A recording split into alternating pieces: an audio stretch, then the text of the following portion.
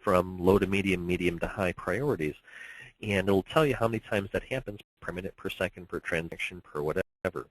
This can be done manually, and this can also be done systemically. So manually at the session level, systemically via the LPM. You can say, for example, maybe your CIO, CEO has a report that he or she is running on a very regular basis.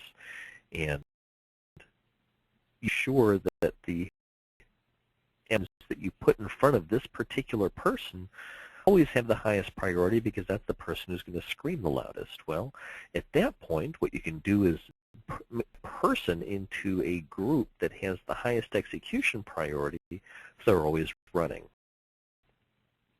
Capabilities, whether we actually use them or not, is of course optional.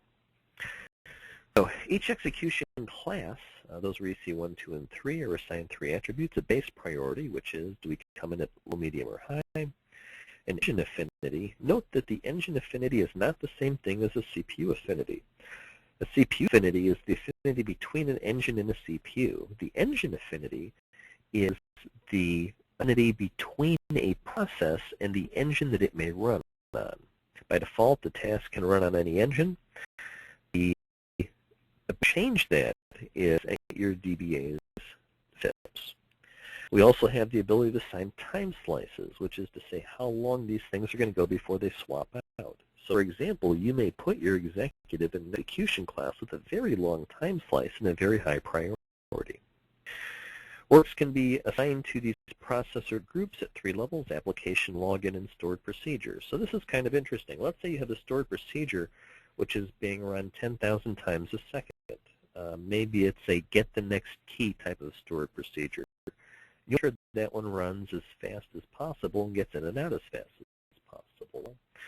That one gets assigned a high priority, goes into a high priority execution class so that it's always in and out quickly, and the chances of somebody waiting for it are reduced. Well, you can go ahead and do that. You do that for a specific login, your CIO, for example, or one user who's going to be staying all weekend and working through the night trying to get something done, help that person out. This can be done at the application level. Okay, this reporting application is long-term, low priority because we don't want that interfering with the OLTP. Very cool stuff. Query processing became available with version 11.5. The idea here is that prior to parallel, we certainly had the ability to run multiple engines, but one query would be assigned to one engine. Now we can have multiple engines resolving one query. This can make things run a lot faster. There's a catch, though. The catch is that when parallelism is enabled, the optimizer makes slightly different decisions. What the optimizer wants to do is not bring back the query with the least work possible, but least execution time possible. So let's say, for example, that we have a table that has a clustered index on last name, and use a select star from this table ordered by last name. Well, guess what? With the clustered index, we can start scanning at the top, skip away to the bottom. We'll be reading each page once. We'll skip the sort step, but we'll bring things back with the speed that it takes one processor to scan the table. Although we've got 10 engines available, it is feasible that all 10 engines to retrieve data retrieves it 6, 7, 8 times faster. And then sorting it once the data is back happens in a relatively short period of time. So using 10 engines to do the work does, more work because we're going and doing the sort step, but bring things back 20% faster. Well, guess what? We might do 2 or 3 times the work, bring things back faster, and that is something that you have to think about when you're starting to put parallel query processing in place. I personally did this. I had a mess of things. This was many years ago, and we'd just gone from 11 to version 11.5, and I said, cool. We're also upgrading our box. Previously, we were running at 30% of capacity, and we're getting more processors and faster processors. So when we went to 11.5, guess what I did? I said, cool, let's go ahead and hit this thing hard. Well, I set this up for another 1,000 parallel processes. I let it go to a degree of 8. But gee, these things are going to be really fast. Well, what ended up happening was we ended up slamming our CPUs to 100%, which was a bit of an accomplishment because we hadn't been able to do it up until that point.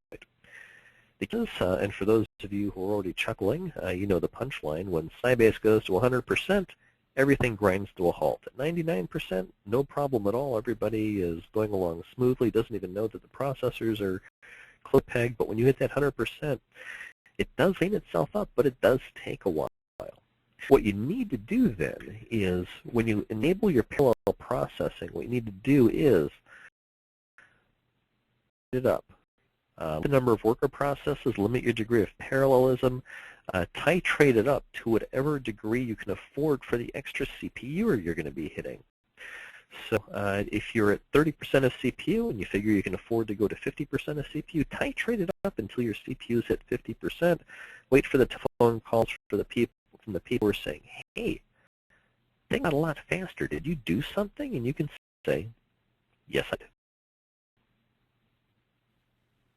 Note that with the advent of 15, if you're implementing semantic partitioning, there are a lot of very significant benefits you get from performance and also from assumptions the optimizer makes for parallelism across the semantic partitions above and beyond all the rest of it. Next tip, things that don't use often enough, are server-level roles. Over the course of time, things gone from usually one database to lots of databases within a particular server. To come from, rather than mention any names or point any fingers, I'll just say other DBMSs are sometimes accustomed to putting everything in a single database. With Sybase, you've got the ability to logically group these differently, and you can group the databases differently. As a result, what will end up happening sometimes is you'll have accounting in one database, reporting in one database, sales in one database, marketing in one database. And what ends up happening is that you have applications that span the individual databases.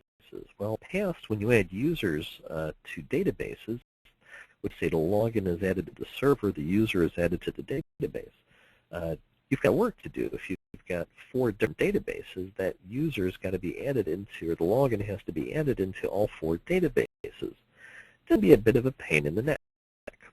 So, when Sybase introduced the concept of a server-level role, the SA role, the SSO role, and the upper roles, by the way, in the background, there's also a Sybase ATS role, which is interesting to mess around with. And now there's a monitor role. But back when they were when they were introduced, us who are, once again, a little bit on the geeky side, went and said, if they can do it, we can do it. So we went in and we directly modified some of the system tables for the purposes of saying, let's create our own groups, because that way we don't have to worry about all the security issues. We were able to moderately successfully do that, but with these or so, Sybase said, you know what, this is such a good idea, we're going to let everybody do it. It's not used all that often anymore, and I suspect it's because security ends up getting,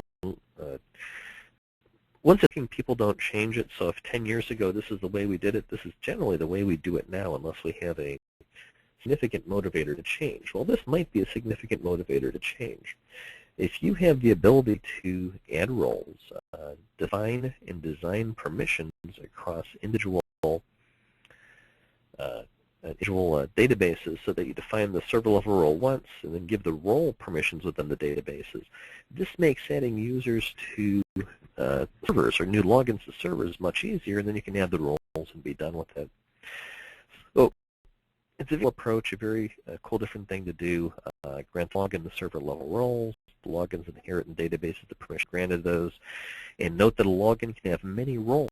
So you don't have the same problem within a database, where in a database you can only be a member of one group plus public, and have as many roles as you're granted. Next topic, update stats. Now this is something that I tend to harp on almost every single class that I teach in a lot of the presentations that I make, because people still get this one wrong. the optimizer